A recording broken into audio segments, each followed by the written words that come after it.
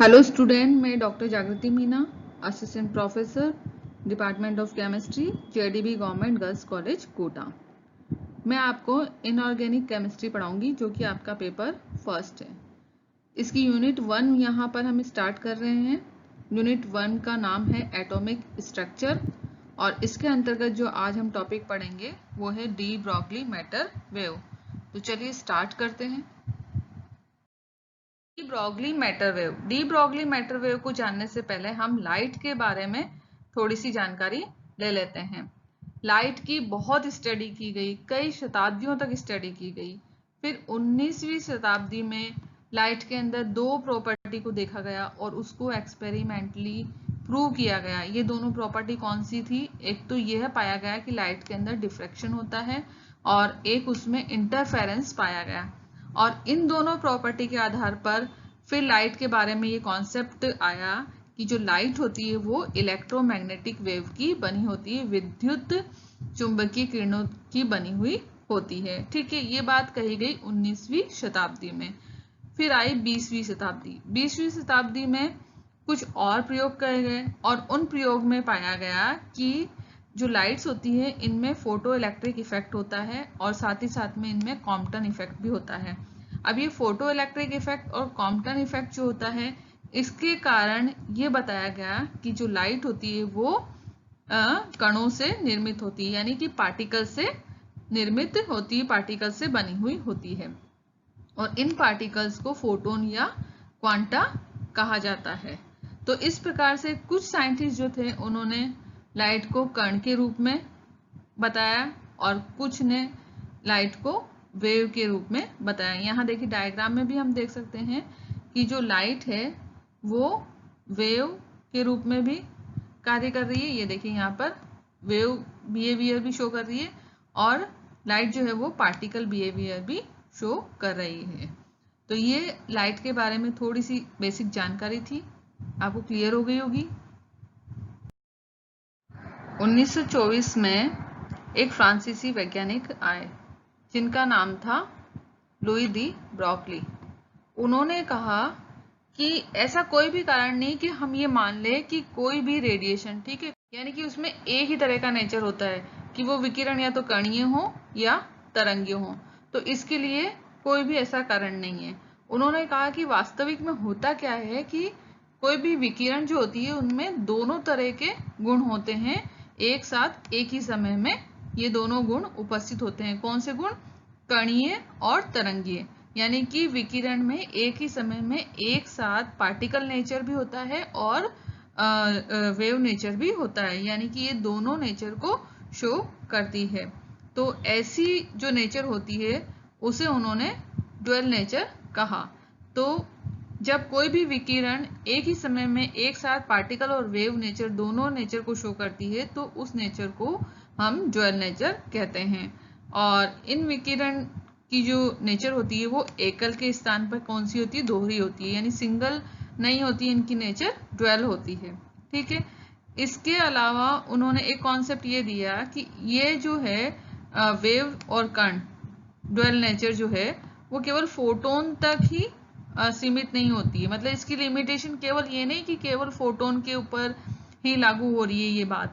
उन्होंने कहा कि यही चीज जो है वो पदार्थ की विकिरणों पे लागू होती है। कहने का ये मतलब है कि अन्य पदार्थ भी विकिरणों की भांति ही होते हैं। ठीक है, जैसे विकिरण जो होती है वो, विकिरण का मतलब रेडिएशन, वेव और पार्टिकल दोनों की तरह बिहेव करती है। इसी तरह से जो पदार्थ होते हैं, जो मैटर होते हैं, वो भी वेव और पार्टिकल दोनों की तरह बिहेव करते हैं। और इलेक्ट्रॉन प्रोटॉन जैसे हल्के जो पार्टिकल्स हैं उनके लिए तो ये ड्यूअल नेचर बहुत ही इंपॉर्टेंट है।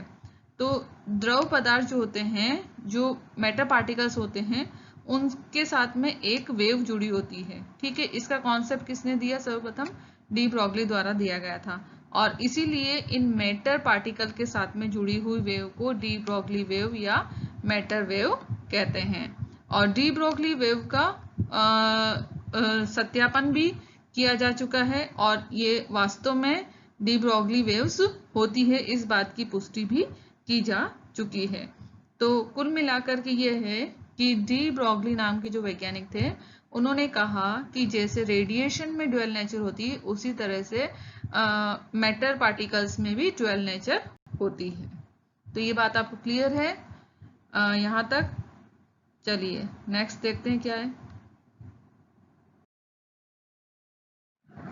जब इलेक्ट्रॉन की पहली बार खोज हुई तो उसको जानने और समझने के लिए इलेक्ट्रॉन के ऊपर बहुत सारे एक्सपेरिमेंट किए गए, है ना। अब इन एक्सपेरिमेंट में से एक एक्सपेरिमेंट बोर द्वारा किया गया और बोर ने ये सिद्ध कर दिया कि जो इलेक्ट्रॉन्स होते हैं वो पार्टिकल के रूप में होते हैं। ये बात किसने सिद्ध करी? बोर ने।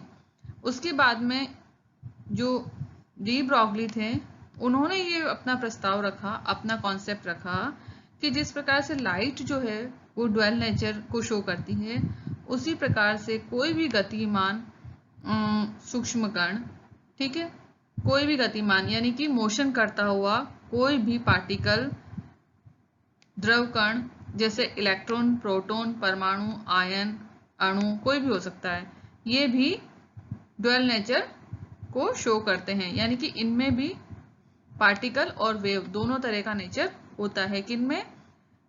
जो बहुत ही लाइट पार्टिकल होते हैं, बहुत ही स्मॉल पार्टिकल्स होते हैं उनमें। जैसे इलेक्ट्रॉन बहुत छोटा है, प्रोटॉन भी बहुत छोटा है, इसी तरह से एटम है, ठीक है, आयन है, या आपका मॉलिक्यूल है, ये भी बहुत छोटा है। तो जो छोटे छोटे कण होते हैं वो क्या करते हैं, जब गति करते हैं तो उनके साथ में भी एक वेव होती है। तो कण तो वो है ही, लेकिन उसमें एक वेव भी संबंधित है उससे, मतलब उससे रिलेटेड एक वेव भी है उनके पास में। तो इसका मतलब वो कण और वेव दोनों की तरह बिहेव करते हैं। डी ब्रॉगली ने मैटर पार्टिकल के लिए एक इक्वेशन दी। डी ब्रॉगली के अनुसार सभी गतिमान द्रव कण, यानी कि जितने भी मैटर पार्टिकल हैं जो मोशन करते हैं, मूवमेंट करते हैं, तरंग प्रकृति को प्रदर्शित करते हैं, यानी कि उनमें वेव नेचर होती है, ठीक है। मैटर जो है वो पार्टिकल से मिलकर के बना होता है। अब बहुत छोटे छोटे पार्टिकल्स हैं उस मैटर के अंदर, तो वो सभी पार्टिकल क्या करते हैं, मूवमेंट करते रहते हैं। तो मूवमेंट करते हैं और साथ ही साथ में उनमें क्या होती है, एक वेव होती है। तो इसका मतलब जो मैटर पार्टिकल हैं वो क्या होंगे, वो पार्टिकल तो है ही सही, और वेव की नेचर को भी वो प्रदर्शित कर रहे हैं। तो डी ब्रॉगली ने एक समीकरण दिया जिसमें m संहिता, यानी कि m मास वाला कोई कण है, ठीक है, उसकी वेवलेंथ को उन्होंने कैलकुलेट किया और उन्होंने अपना जो इक्वेशन दिया वो क्या था, lambda is equal to h/mv। यहाँ पर v क्या है, v वेलोसिटी है, ठीक है, कोई पार्टिकल है, ओके, वो पार्टिकल जो है वो मोशन कर रहा है, ठीक है। सपोज यहाँ एक पार्टिकल है, ये आपका पार्टिकल जो है वो गतिमान है, गति तो करते ही है, और इसके साथ साथ में एक वेव चल रही है, ठीक है। तो इस पार्टिकल की जो वेव मोशन और पार्टिकल मोशन दोनों ही हो रहा है इसका, ठीक है, क्योंकि दोनों नेचर को ये शो कर रहे हैं। तो इस पार्टिकल का जो गति है या जो वेलोसिटी है उसको v कहा गया, ठीक है, और इस पार्टिकल का जो द्रव्यमान है या मास है उसको m कहा गया। तो ये एक इक्वेशन दी, इस आधार पे उन्होंने लैम्डा या वेवलेंथ का परिकलन किया, कैलकुलेशन की। अब ये जो इक्वेशन दी है उन्होंने वो कैसे दी, डी ब्रॉगली ने क्या करा, एक तो प्लांक की इक्वेशन ली, E is equal to H mu, ये आप सबको पता है, और आइंस्टाइन की equation E is equal to mc²। इन दोनों को मिला करके उन्होंने अपनी एक इक्वेशन बनाई। तो E is equal to H mu और E is equal to mc²। तो इसको हम कैसे लिख लेंगे, h mu is equal to mc², ठीक है। अब यहाँ पर ये एक c से एक c कैंसिल हो जाएगा, तो ये क्या बचेगा, यहाँ पर lambda is equal to h/mc, ठीक है। यहाँ म्यू की वैल्यू क्या है, यहाँ म्यू इज इक्वल टू कितना है, म्यू इज इक्वल टू है c/लैम्डा, इसलिए हमने म्यू की जगह क्या रखा है, c/लैम्डा। तो यहाँ तक बात क्लियर होगी। अब यहाँ पर ये जो इक्वेशन है mu is equal to C H upon M C, तो यहाँ पर जो ये सी है ये क्या है, वेलोसिटी ऑफ लाइट यानी प्रकाश का वेग है, ठीक है। और एम क्या है, फोटोन का मास है, क्योंकि ये जो समीकरण है वो किसके लिए है, ये है फोटोन के लिए। ओके, तो डी ब्रॉगली ने फिर सुझाव दिया कि एम जो है वो मैटर पार्टिकल का मास मान लें और सी वेग की जगह हम क्या करें, मैटर पार्टिकल की वेलोसिटी रख दे। सी तो क्या है, लाइट की वेलोसिटी है, और मैटर पार्टिकल की वेलोसिटी क्या बताई थी मैंने, v। तो c की जगह क्या करेंगे हम, यहाँ पर ये देखिए v रख दिया, तो हमारे पास जो समीकरण आएगी वो होगी lambda is equal to H upon M V. तो ये जो समीकरण है ये कहलाएगी डी ब्रॉगली समीकरण, डी ब्रॉगली इक्वेशन, ठीक है। अब यहाँ पर एम वी क्या होता है, मास इंटू वेलोसिटी क्या होता है, mass into velocity equal to P, यानी कि मोमेंटम होता है। तो हम एम वी की जगह क्या रख सकते हैं, पी रख सकते हैं। तो हमारे पास में ये आ गया lambda is equal to H upon P, ठीक है। एच क्या है, प्लांक स्थिरांक है यहाँ पे एच, और पी क्या है, यहाँ पे मोमेंटम संवेग है। अब यहाँ पर लैम्डा जो है वो क्या है, वेवलेंथ है, ठीक है, किसकी, मैटर पार्टिकल की। तो lambda is directly proportional to 1 upon P. इसको हम ऐसे भी लिख सकते हैं क्योंकि जो प्लांक स्थिरांक है वो क्या है, वो कांस्टेंट होता है, तो 1 अपॉन पी लिख सकते हैं। तो लैम्डा क्या होगा, पी के इन्वर्सली प्रोपोर्शनल हो जाएगा। ओके, तो किसी भी गतिमान कण की तरंग दैर्ध्य उसके संवेग की व्युत्क्रमानुपाती होती है।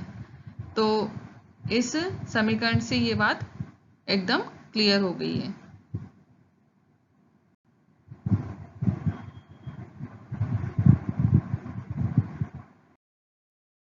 देखिए डी ब्रॉगली इक्वेशन क्या है, ये चीज तो आपको समझ में आ गई और आप इसको फाइंड आउट भी कर लेंगे। अब जो डी ब्रॉगली ने जो इक्वेशन दी थी वो संसार के सभी पदार्थों के लिए दी थी, लेकिन वास्तव में हुआ क्या कि ये अति सूक्ष्म कण यानी बहुत ही स्मॉल पार्टिकल जो हैं उन तक ही सीमित रह गई, यानी कि ये केवल स्मॉल पार्टिकल के ऊपर ही लागू हो सकी। क्यों, क्योंकि हम जो अपने दिनचर्या में जितने भी पार्टिकल्स देखते हैं जो गतिमान होते हैं उनके साथ में एक वेवलेंथ जुड़ी हुई होती है, परंतु ये जो पार्टिकल्स होते हैं इनका मास, सहती मतलब कि मास इतना ज्यादा होता है कि जो वेवलेंथ है उसका मान बिल्कुल नगण्य यानी कि नेग्लिजिबल होता है, तो जिससे वे तरंग के स्थान पर सीधी रेखा में चलते हुए प्रतीत होते हैं, ठीक है। इसका मैं एक एग्जांपल दूं, एक आपके पास में बॉल है, बॉल को अगर हम फेंकते हैं तो वो कैसी दिखती है, हमें बिल्कुल सीधी जाती हुई दिखती है, जबकि उसके साथ में क्या है, एक वेव भी चल रही है। लेकिन बॉल का जो वेट है, बॉल का जो मास है वो इतना ज्यादा है कि उसकी अगर हम वेवलेंथ, उसकी वेव की अगर वेवलेंथ को कैलकुलेट करें तो वो बिल्कुल नेग्लिजिबल आएगी। तो वेट ज्यादा होने के कारण हम वेवलेंथ को फाइंड आउट नहीं कर पाते हैं, तो इसीलिए जो बड़े पार्टिकल्स हैं उनके ऊपर डी ब्रॉगली इक्वेशन अप्लाई नहीं हो पाई, ठीक है। यहाँ पर ये देखिए लिखा भी है, दूसरे शब्दों में सामान्य कणों जैसे पत्थर, गेंद आदि के लिए इन तरंगों का कोई महत्व नहीं है, ठीक है। उनके साथ वेव होती है लेकिन उस वेव का कोई इंपॉर्टेंस नहीं है, क्योंकि इनका मेजरमेंट संभव नहीं, मापन संभव नहीं। मापन क्यों संभव नहीं, क्योंकि उनकी वेवलेंथ इतनी कम होती है कि उस वेवलेंथ को हम मेजर नहीं कर सकते किसी भी इंस्ट्रूमेंट द्वारा। बल्कि जो हल्के पार्टिकल होते हैं जैसे इलेक्ट्रॉन, फोटोन, मैंने अभी बताया था, प्रोटॉन है, एटम है, आयंस है, इनके साथ जो वेवलेंथ होती है ना, वो कैसी होती है, वो एक्स किरणों की तरह होती है। जैसे एक्स किरणों की वेवलेंथ को हम मेजर कर सकते हैं, तो इनकी जो वेवलेंथ होती है इलेक्ट्रॉन की, फोटोन की, इनको भी हम मेजर कर सकते हैं। तो इसलिए डी ब्रॉगली इक्वेशन केवल इन छोटे छोटे पार्टिकल्स के ऊपर ही लागू कर पाए, बड़े पार्टिकल्स में इनकी कोई इंपॉर्टेंस नहीं है। और डी ब्रॉगली ने बोर के क्वांटम सिद्धांत की भी पुष्टि की थी, ठीक है। इसको हम आगे देखेंगे कि किस तरह से डी ब्रॉगली ने बोर के क्वांटम सिद्धांत की पुष्टि करी थी। तो यहाँ तक आपको डी ब्रॉगली इक्वेशन क्लियर हो गई होगी, डी ब्रोगली इक्वेशन को हम बड़े पार्टिकल के ऊपर क्यों अप्लाई नहीं कर सकते, ये चीज आपको क्लियर हो गई होगी। केवल ये छोटे पार्टिकल के ऊपर ही क्यों अप्लाई होती है, ये बात भी क्लियर हो गई होगी। ठीक है, लाइट की ड्यूअल नेचर क्यों होती है, ये भी क्लियर हो गया होगा। तो ये सारी चीजें आपको आज के लेक्चर में क्लियर हो गई होगी। आई होप आपको आज का लेक्चर समझ में आ गया होगा। और आप जितने भी जो ये लेक्चर्स हैं इनकी जो स्लाइड्स है आप इसका स्क्रीनशॉट ले लीजिए, ताकि आपके पास में मैटर इकट्ठा हो जाएगा। क्योंकि अभी शायद कोरोना काल में आप बुक्स नहीं खरीद पाए, तो आप इनसे भी अपना काम चला सकते हैं स्क्रीनशॉट लेकर के। Thank you.